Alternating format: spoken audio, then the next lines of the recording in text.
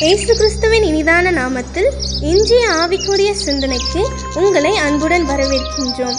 இப்போதும் ஒரு பாடலுக்கு பின்பு உங்கள் சிந்தையை தெளிவிக்கும் ஆவிக்குரிய செய்தியை கேட்கலாம். துன்பப் பெருக்கிலே சோர்ந்திடாதே, அன்பர் அறியாமல் வந்திடாதே. கண் விழி போல் நான் காத்திடுவேன் என்றனரே. கண் விழி போல் நான் காத்திடுவேன் என்றனரே.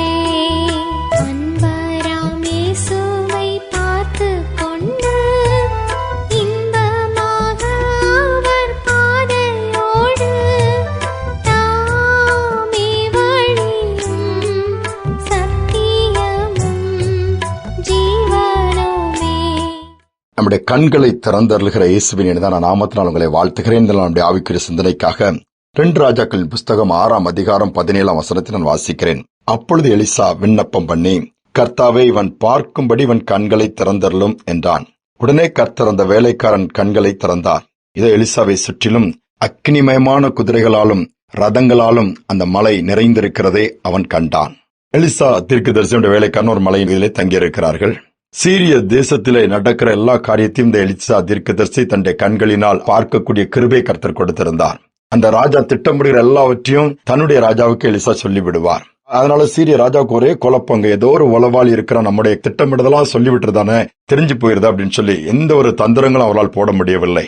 இதனால் கோபப்பட்டு பின்பு தெரிய வருகிறது, நம்மிடத்தில் உளவாளி கிடையாது, எலிசான்கிற ஒரு தீர்க்கதரிசி அந்த தேசத்திலே இருக்கிறார். என்னுடைய ரூம்ல பேசுறது கூட எங்க என்ன சொன்னாலும் செஞ்சாலும் கூட அவர் அங்கிருந்து பார்த்து கரெக்டா சொல்லிடுவாருன்னதும் அந்த ராஜாவுக்கு கோபம் வந்து தன்னுடைய ராணுவங்களை அவரை பிடித்துட்டு வர அனுப்பி விடுகிறான். அப்போ சீரிய ராணுவம் எலிசா இருந்த அந்த மலையை சுற்றியும் பாளையம் இறங்கி விட்டது. காலையில் எழுந்து எலிசாவின் வேலைக்காரன் பார்க்கும்போது சுற்றியும் ரதங்கள் குதிரைகள் எல்லாம் ரெடியா நிக்க உடனே பயந்து அலறான். அப்பொழுது எலிசா என்ன பண்ணுகிறார்? பதற்றம் அடையவே இல்லை. நேராக வந்து ஆண்டவரை நோக்கி விண்ணப்பம் பண்ணுகிறார். பாருங்கள் அந்த ஜெபம் என்ன காரியத்தை செய்கிறது, எப்படி ஜெபிக்கிற. ஆண்டவரே, என் வேலைக்காரன் கண்களை திறந்தருளும். உடனே ஆண்டவர் என்ன பண்ணுகிறார்? வேலைக்காரனுடைய கண்களை திற. வேலைக்காரன் கண் தெரியவில்லை, குருடா இல்லை, ஆவிக்குரிய கண்களை திறக்கிறார். காலத்திற்கு அப்பாற்பட்டதை பார்க்கக்கூடிய கிருபையை கொடுக்கிறாரு. எலிசாவை சுற்று அந்த மலையை சுற்று அக்கினிமையான ரதங்கள் குதிரைகள் சூழ்ந்திருக்கிறத பாக்குறான். பிறகு எங்க பயம் வரும்? எங்களோடு இருக்கிறது பரலோகத்தின் சேனை என்கிற தைரியம் இந்த வேலைக்காரனுக்கு வந்துருச்சு. அநேக நேரம் நமக்கு சுற்றிலும் இருக்கிற பிரச்சனை பெரிதாக தெரிகிறது. சுற்றிலும் பேசுகிறவர்கள் அந்த காரியங்கள் அதிகமாய் பாதிக்கிறது. சுற்றிலும் சத்துருக்கள் பெருகி இருக்கிறார்கள் சொல்றோம். காரணம் என்ன? நம்முடைய பார்வையில் அதுதான் படுகிறது. ஆனால் ஆண்டவர் நம்முடைய ஆவிக்குரிய கண்களை திறப்பார் என்று சொன்னால் நம்மோடு இருக்கிற ஆண்டவரை பார்க்க முடியும். பரலோகத்தின் தூதர்கள் நம்ம சூழ்ந்திருக்கிறத பார்க்க முடியும். அவருடைய பிரசனத்தை பார்க்க முடியும். அவர் நம்ம நடத்துகிறத பார்க்க முடியும். ஆனா நாம செய்ய வேண்டியது ஜெபம் பண்ண வேண்டும். பரலோகத்தின் தேவனை நோக்கி விண்ணப்பங்களை ஏறெடுக்க வேண்டும். எலிசா அதைத்தான் செய்கிறார். அப்பொழுது எலிசா விண்ணப்பம் பண்ணி, நாம் விண்ணப்பம் பண்றோமா, ஜெபிக்கிறோமா? இப்படிப்பட்ட சூழ்நிலையில கண்களை திறந்துடலாம். ஆண்டவரே, எதிர்காலங்களை பார்க்க முடியும். கண்களை திறந்துடலாம்னு சொல்லி ஜெபிக்கும் பொழுது எதிரே இருக்கிற பிரச்சனை மாறுகிறத பார்க்க முடியும். அழகாக நடத்துவார். ஒரு குறிப்பிட்ட ஊழியர் ஒரு இடத்திற்கு ஜெபிக்கும்படி அழைத்து செல்லப்படுகிறார். அவருடைய ஃப்ரெண்டு இன்னொரு இடத்திற்கு கூட்டிட்டு போறார். ஏன்னு சொன்னால் அந்த அழைத்து செல்லவருடைய ஃப்ரெண்டுடைய மனைவி மரித்து போய்விட்டார். திடீரென்று சடன் டெத். ஒரு மிடில் ஏஜ் இருக்கும். அவங்க மரித்து போன உடனே என் ஃப்ரெண்ட் ரொம்ப சோர்ந்து போயிட்டான்ப்பா, நீ வந்து கொஞ்சம் ஜெபம் பண்ணுன்னு சொல்லும் போது இந்த ஊழியக்காரர் போகிறார். இவர் கையில பைபிள் இருக்கு. அந்த வீட்டுக்கு போகும்போது பெல் அடிக்கிறார். அந்த சகோதரன் கதவை திறந்த உடனே கோபப்படுகிறார்.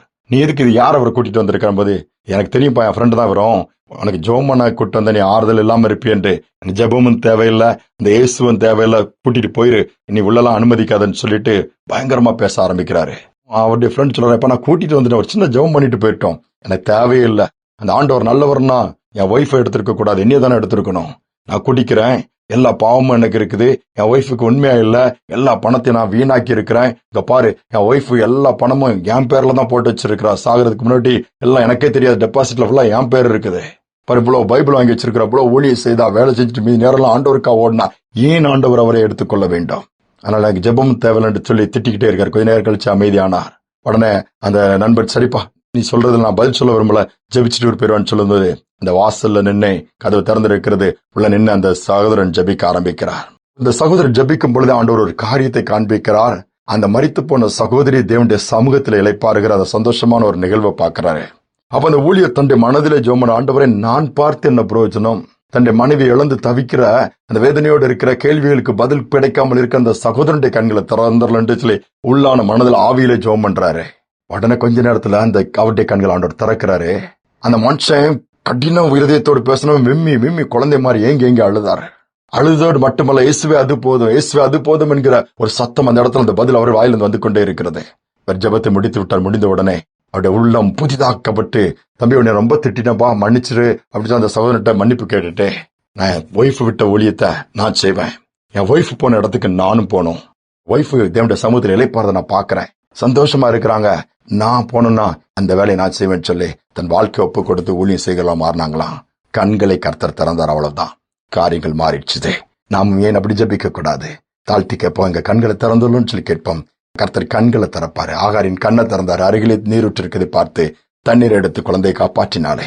ஜெபிப்போம். அன்பின் தகப்பனே, இந்த நாளில் எங்களுடைய ஆவிக்குரிய கண்கள் திறந்திருக்கும்படி நாங்கள் ஜெபிக்கிறோம். அநேக நேரங்கள் கண்களுக்கு காரியங்கள் மறைக்கப்பட்டதுனால தத்தளிக்கிறோம், திகைக்கிறோம், அடுத்து என்னென்று தெரியாமல் இருளிலே புலம்புகிறோம். அப்பா, அந்த நிலைமைகள் மாறட்டும்.